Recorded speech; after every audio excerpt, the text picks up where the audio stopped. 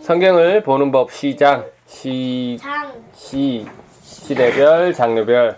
시대별은 시간별로 성경을 보는 거고, 장르는 성경의 종류, 책의 종류대로 성경을 보는 겁니다. 그래서 장르별은 구약은 5, 12, 5, 12, 신약은 4 하나, 13, 8 하나 였습니다. 자, 그리고 시대별은, 자, 문 열고 들어오면 하나님이 창조 시대. 자, 제일 오른쪽 위에 상자 4개, 족장 시대. 그 밑에 선풍기, 출애굽, 광야 시대. 그 밑에 책 갖고 싸우는 거, 가나안 정복 시대. 그 다음에 에어컨 4반향, 4 시대. 그 다음에 창문에 단무지 1개 왕, 단일 왕국 시대. 그 밑에 이제 안마기 다리가 2개로 나눠졌으니까 분열 왕국 시대. 그 다음에 제일 오른쪽에 가족 사진, 손목에 밧줄, 포로 시대. 그리고 이 테이블 위에서 잔치를 벌인다, 포로 기한 시대. 그 다음에 청소기가 소리가 없다, 침묵 시대. 그 다음에 침묵 시대 다음에 예수님이 오셨기 때문에 예수 시대. 그 다음에 교회가 이제 예수님이 하늘 올라가시고 교회가 만들어지고, 교회 시대. 그 다음에 계속 오늘날까지 성령님에 의해서 계속 전도가 되고 있기 때문에 선교 시대. 이렇게 구분하고 있습니다. 그래서 지난주는 로마서였습니다. 로마서는 저자가 누구였죠? 바울.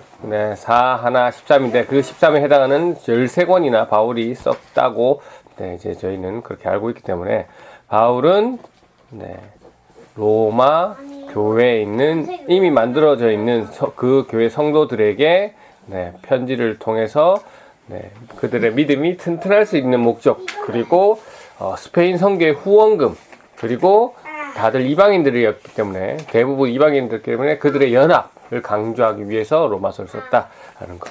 그래서 로마서에 주옥 같은 말씀들이 많이 있지만 가장 대표적이고 핵심적인 한 구절을 굳이 보자면 로마서 1장 17절, 의인은 오직 믿음으로 살리라 라는 것입니다. 그래서 가톨릭의 면죄부 사건을 통해서 이 루터의 95개조 반박문 등 이 죄인인 사람이 의인이 되기 위해서는 어떤 착한 행위가 아니다. 오직 믿음이다. 하나님 주시는 믿음이다. 그래서 믿음이 중요하다. 그래서 믿음이라는 것은 말만 해서는 안 된다. 믿는다고 말만 하면 안 된다. 그래서 로마서 중반부 이후도 이제 바울도 그렇게 기록했고, 믿음에 따른 행위가 중요하다. 삶의 행위, 믿음은 삶으로 증명하는 것이다 라는 거였습니다. 그래서 이게 지난주 말씀이었습니다. 제가 로마서 읽으시면서 그런 부분 묵상하셨는지 모르겠습니다. 자, 이번 주는 고린도 전서를 보겠습니다. 자, 맨 13 안에 들기 때문에 고린도 전서의 장르가 뭘까요? 바울 서신. 역시 편지입니다. 편지. 그러면 누가 누구에게 썼을까요? 바울 서신이니까 바울이 고린도 교회 성도들에게 썼습니다. 그러면 고린도라는 것은 뭡니까? 지난주 로마서는 로마가 뭘 뜻하는 거였죠? 지역을 뜻하는 거죠. 고린도는 그럼 뭘까요? 지역이. 네, 맞습니다. 고린도 지역입니다. 아직도 고린도라고 있죠. 그래서 고린도 지역을 먼저 이제 배경을 설명드리면, 지리적 이유로 상업이 발달된 지역입니다. 지도를 한번 볼까요? 빠밤. 지도가 있어. 지도를 오늘은 특별히 주보에 넣어봤습니다. 제가 그 빨간색으로 콕 집어놓은 데가 고린도입니다. 고린도. 고린도 보시면 밑에 무슨 섬 같지만 무슨 땅이 있고, 위에도 기다란 땅이 있는데 희한하게 꼬여있죠. 다리 하나 없이 꼬여있는데, 이게 지금 오늘날 지도입니다. 오늘날 지도인데 딱 그 코너의 가운데쯤 있습니다. 맞죠? 얇은 고기. 그래서 고기만 지나가면 뭐가 좋을 것 같습니까? 해상 운반이 엄청 시간을 벌겠죠. 삥 돌아가야 될 걸 여기만 탁 지나면, 그래서 여기가 세계 3대 운하 중에 한 곳인 고린도 운하가 여기 있습니다.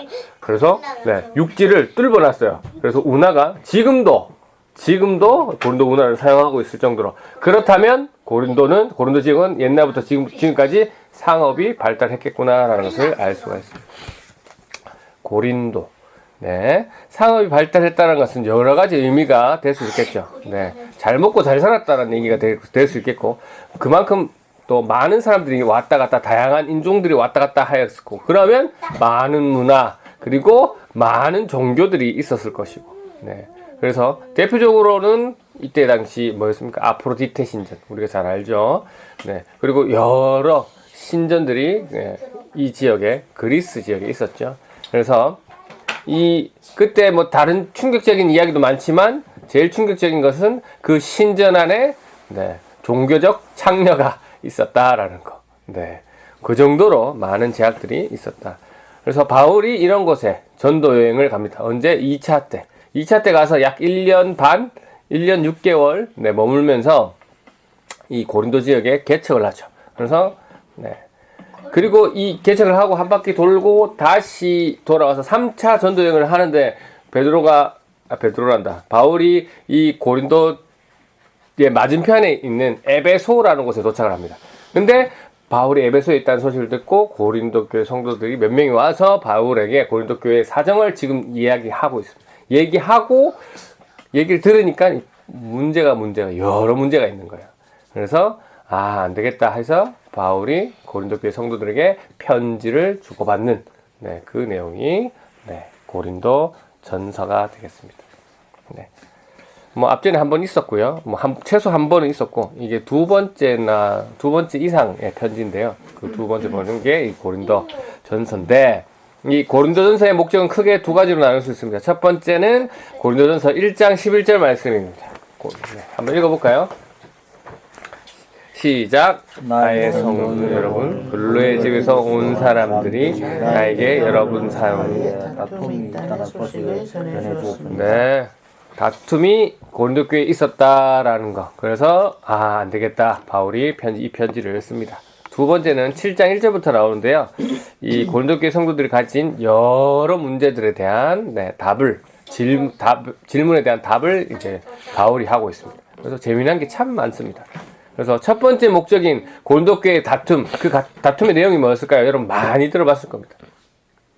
자신이 좋아하는 사도들의 이름을 따서 사도들의 중심으로 당을 지어서 네, 자신들이 옳다고 서로 싸우는 당을 지어서 싸우는 당파 싸움이 있었습니다. 그래서 파가 바울파 있었고 아볼로파 있었고 베드로파가 있었고 그리스도파가 있었습니다. 그래서 이에 바울이 뭐라고 대답합니까?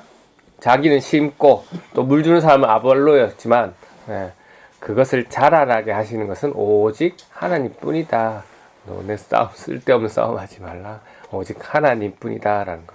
하나님보다 중요할 수 없음을 교회 이름을 하나님이라고 그랬다. 네, 그렇게 하면 됩니다. 그리고 자 다음 고린도 지역의 배경을 말씀드렸듯이 아주 문란하죠. 그래서 교회 안에 아버지의 아내를 또 자신의 아내로 취하는 그런 사람이 있었는데 교회가 그것에 대해서 가만히 있고 침묵하자 바울이 뭐라 합니다. 막 뭐라 하고요. 그 다음 또 교회 내 싸움이 일어났는데 이 싸움이 일어나면 이 문제를 저끼리 해결 안 하고 꼭 이방인 법정에 가서 그래서 너네 이게 보통 거기 가서 재판 받을 바에 차라리 불의를 당하는 게 안 낫냐? 차라리 속는 것이 안 낫냐? 라고 이렇게 바울이 대답하기도 합니다. 그리고 결혼에 대해서도 이야기하죠. 왜냐하면 이 고린도 교회 안에서 금욕주의 하시는 분이 있었거든요. 그래서 결혼이 필요 없다, 결혼하면 안 된다라고 하는 사람이 있었는데, 그래서 바울이 얘기하죠. 음행을 피하기 위해서 결혼하는 게 좋지 않느냐? 네, 라고 얘기합니다. 남편을 두는 것이, 아내를 두는 것이 다른 생각하는 것보다 차라리 낫지 않느냐라고 얘기하고 있고요. 그리고 여러분이 잘 아시는 우상에게 드려진 음식을 먹는 문제에 대해서도 바울이 얘기하죠. 바울은 어차피 우상은 다 가짜니까 먹는 데는 아무 문제가 없다라고 대답을 하는데 그 다음에 바울이 하고 싶은 말을 얘기하죠. 그러나 믿음이 약한 자들이 그것을 보고 시험에 들 것 같으면 시험에 들지 않도록 하라고 얘기하는 거죠. 그렇게 얘기를 하고 있습니다. 그리고 고린도 교회 성도들 중에 바울의 사도권을 인정하지 않는 사람이 많았습니다. 네. 말리기에는 그래서 말씀을 들으듯이 이 바울은 이 사도권에 대해서 계속 사회 가면서 변론하거든요. 네. 그리고 바울은 뭐 진짜 엄밀하게 얘기하면 네, 예수님하고 예수님을 직접 만난 적도 없고 네, 부활하신 예수님만 네, 만난 그런 사건이잖아요. 그래서 바울은 그 고린도 교회 성도들에게 뭐라고 하냐면 야 너희가 그러면 안 되잖아 라고 얘기하는 부분을 한번 읽어보겠습니다. 9장 1절 2절 말씀. 네, 고린도전서 9장 1절 2절 말씀.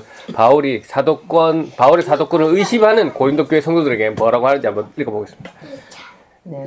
시작. 내가 자연인이 아니랍니까? 내가 사도가 아니란 말입니까? 내가 우리 주 예수님을 보지 못했단 말입니까? 여러분 자신이 내가 주님 안에서 일한 수고의 열매가 아닙니까? 내가 다른 사람들에게는 사도가 아닐지라도 여러분에게는 확실한 사도입니다. 왜냐하면 여러분이 주님 안에서 나의 사도직을 인정해 주었기 때문입니다. 라고 합니다. 네. 내가 다른 사람한테는 적어도 내가 다른 사람한테는 사도라는 이름을 못 들을지 몰라도 너희한테는 사도 아니겠냐. 왜냐하면 너희가 나 때문에 예수 그리스도를 구주를 영접하지 않았느냐. 너희가 나의 열매, 주님 열매 아니냐. 주님 안에서 이렇게 되지 않느냐라는 얘기를 하는 거죠. 그러니까 너희가 그러면 안 된다라는 거죠. 너희가 주님 어떻게 믿었는데. 예. 뭐 이런 얘기도 하고. 그 다음 남녀 간의 관계 위치도 네, 바울이 또 얘기합니다. 이 당신은 무조건 남자 우선 상상이죠. 그래서 이 교회 안에서 이 여자들을 어떻게 인정하느냐라는 문제에 대해서 네, 바울이 뭐라고 하냐면 여기 11절 제가 또 찾아놨네요. 그러나 주님 안에서는 여자가 남자 없이 독자적으로 존재하지 않고 남자도 여자 없이 독자적으로 존재하지 않습니다. 왜냐하면 여자가 남자로부터 생겨난 것처럼 남자는 여자를 통해서 태어났기 때문입니다. 그러나 모든 것은 하나님부터 났습니다. 생겨났습니다. 네네. 뭘 얘기합니까? 딱 봐도 평등하다 얘기하는 거잖아요. 네, 평등. 네. 깔끔하게 교회 안의 문제들을 정리하고 있습니다. 네. 그래서 교회 여자들이 옛날부터 그렇게 말하게, 네, 평등을 이야기하기 때문에. 지금이야 너무 당연한 건데, 그때 당시에는 너무, 네, 여성들이 억압받고 살았기 때문에.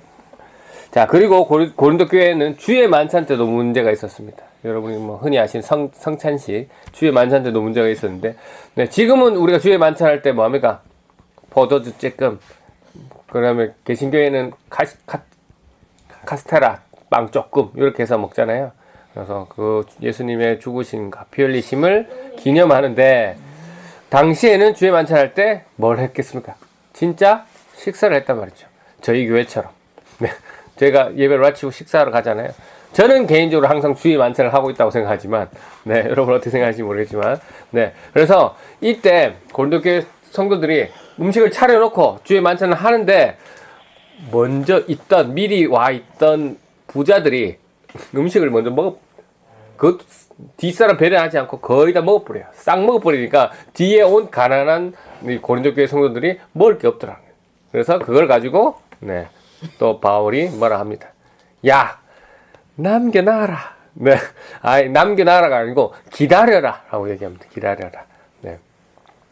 그 다음에 또 문제가 여러 문제 중에 가장 핵심적인 거라고 저는 생각하는데, 성령의 은사 문제. 네, 여러분도 많이 네, 신앙생활 하시면서 들으셨을 건데, 성령의 은사에 대한 이야기였습니다. 네, 고린도 교회 성도들이 네, 하나님을 경험하면서 많은 성령의 은사를 받았던 것 같아요. 그런데 이걸 가지고 어떻게 됐습니까? 서로 자기가 은사가 낮다고 싸웠죠. 서로 존중하지 않고 싸웠습니다. 그래서 상대방을 무시하고 깔보는 그런 일들이 일어나니까 바울이 야, 하나님의 주시는 모든 그 성령의 은사는 다 중요하다라고 얘기하면서 네, 너네 그것보다 더 큰 은사를 사모해라. 네, 그 은사도 중요하지만 다 중요하지만 더 큰 은사를 사모해라 하면서 하신 말씀이 그 큰 은사가 뭐였습니까?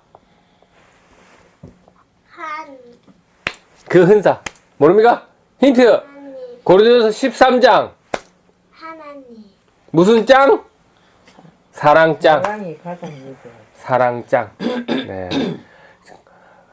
방언, 기적, 병 고치는 거, 귀신 쫓아내는 거 다 중요하다.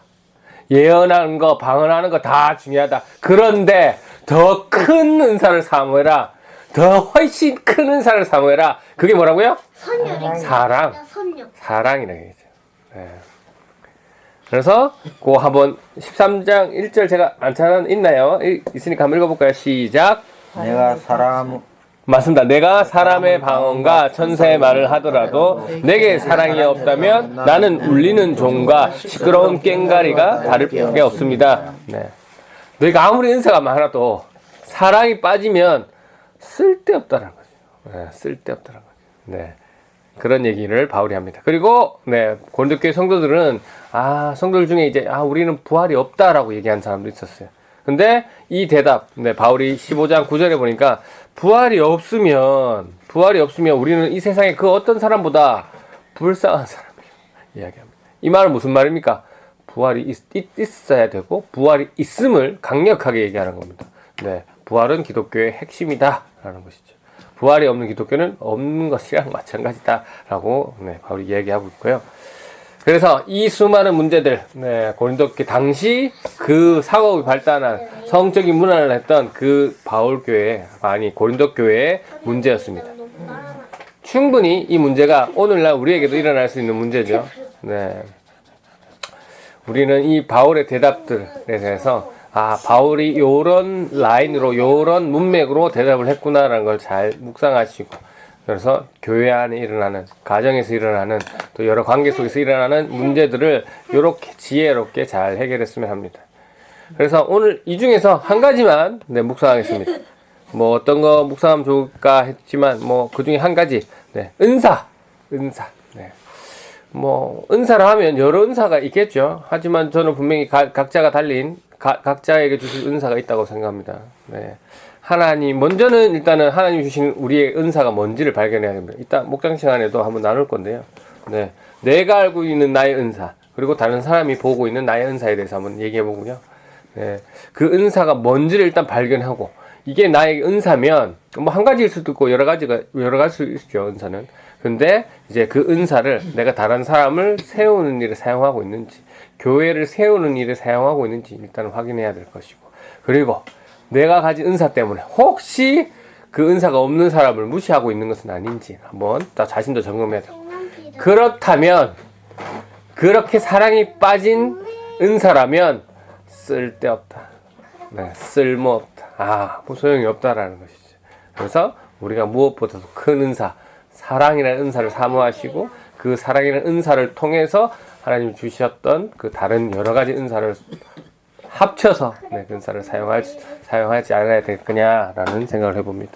오늘 바로 우리 부산 레포츠교회 성도님들도 하나님 주신 은사를 잘 알고, 그 은사에 사랑을 넣어서 다른 사람을 세우는 일에 그렇게 쓰임 받아서 하나님을 기쁘시게 하는 일에, 하나님의 이름이 저절로 높아지게 하는 일에 쓰임 받는 귀한 사역자들이 되시길 주님의 이름으로 축원합니다.